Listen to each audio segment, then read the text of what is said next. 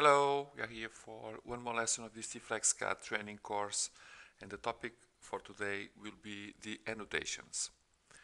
Annotations is a set of notes which overlay CAD drawing, and these annotations are saved in a separate file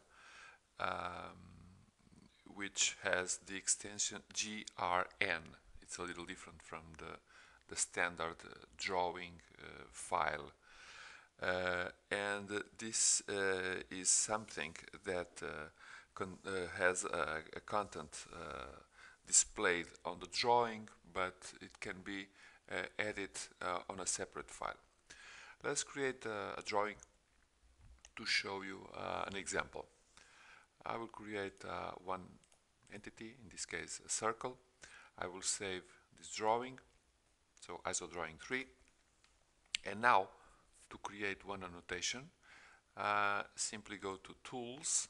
We have Annotations, and I will create a new one. We can have several annotations in the same drawing, okay? We are not limited to one single annotation. So new, I will give it a name, in this particular case annotation 3. We can say who's the user. Let us call it CADsoft. Say version, make a comment, whatever you want, and do the OK. And now I can go and open this annotation 3, and you see that I have a different tab here only for the annotation, which reflects what is in my drawing. Now I can create whatever I want to make a note of something on the drawing, or to make a comment to a user that is working with the drawing. For example, I can create a leader pointing to some place, doesn't matter, and saying something. Check this.